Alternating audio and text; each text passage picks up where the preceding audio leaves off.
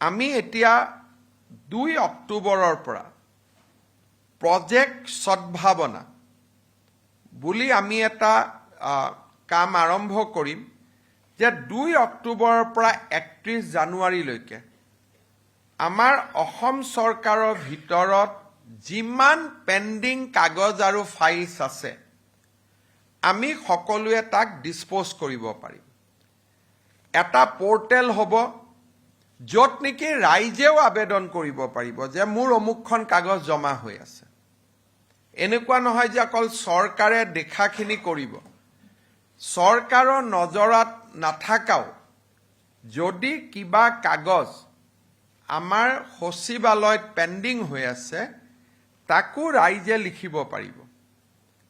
Directorate বিলাকত যদি pending হৈ আছে তাকো ৰাইজে লিখিব পাৰিব। আৰু জিলা আয়ুক্তৰ কাৰ্যালয়টো যদি বছৰ বছৰ ধৰি পেণ্ডিং হৈ আছে তাক ৰাইজে লিখিব পাৰিব। ইয়াৰ আগতে আমি কিছুমান বিধিগত ব্যৱস্থা ল'ব লাগিব। মাটিৰ কাম পৰি আছে, SDLAC বনাব লাগিব, তাৰ মিটিং কৰিব লাগিব। কোনোবা নিয়মৰ কাৰণে কামটো কৰিব পৰা নাই, কেবিনেটে নিয়ম সংশোধন কৰিব লাগিব। এটা ডাঙৰ কৰ্মযজ্ঞ এটা আমি ৰূপায়ণ কৰিব লাগিব। 2021 চনত এই কামটো আমি হাতত লৈছিলোঁ। তেতিয়া ফাইলবিলাক মেনুৱেল আছিলে আৰু আমি যিমান পাৰোঁ ফাইলবিলাক শেষ কৰিছিলোঁ।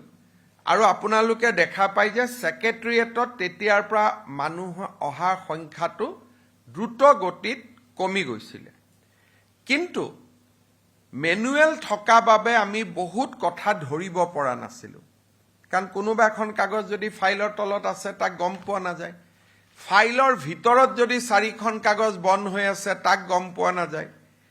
এতিয়া ফাইল যিটো আমি ব্যৱস্থা হাতত ললোঁ আমাৰ ডেটা চেণ্টাৰ হোৱাৰ পিছত, এতিয়া আমি প্ৰত্যেকখন কাগজ আমি ধৰিব পাৰোঁ।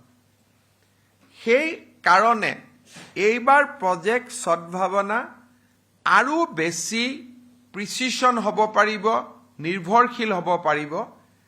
যোৱাকালি মই প্ৰায় 2 ঘণ্টা ধৰি আমাৰ মুখ্য সচিব আৰু অতিৰিক্ত মুখ্য সচিবসকলৰ লগত আলোচনা কৰিছিলোঁ। এজন এডিশ্যনেল চিফ ছেক্ৰেটাৰীক আমি 10টা ডিপাৰ্টমেণ্ট দিছোঁ। তেওঁলোকে কথা পাতিব, নিয়ম সংশোধন লাগে নিয়মৰ সংশোধনৰ কথা ক'ব, আন ব্যৱস্থা ল'ব লাগে তাৰ বিষয়ে ক'ব। আৰু 2 অক্টোবৰলৈকে আমি এটা সুন্দৰ ব্যৱস্থা আৰম্ভ কৰিম যাতে সচিবালয়ৰ পৰা ডাইৰেক্টৰৰ পৰা DC কোৰ্টলৈকে আমাৰ কাগজ পত্ৰসমূহ নোহোৱা হৈ যায় আৰু ৰাইজে ইয়াৰ এটা প্ৰত্যক্ষভাৱে লাভ পাব পাৰে। আমি কাৰ হাতত কি জমা হৈ আছে, কি জমা হৈ থকা নাই, এই গোটেই ব্যৱস্থাটো আপোনালোকৰ জৰিয়তে প্ৰথমতে ৰাইজক দেখুৱাই ল'ম। আৰু 31 জানুৱাৰীলৈকে আমি কিমানখিনি সফল হ'ব পাৰিলোঁ সেই বিষয়েও আমি ৰাজ্যৰ জনসাধাৰণক আমি দেখুৱাই ল'ম, যাতে আমি বহু বেছি জনতাক বা ৰাইজক যোনে চৰকাৰখনৰ ওচৰত আশাৰে বাট চাই আছে তেওঁলোকক যাতে আমি এটা সকাহ দিব পাৰোঁ।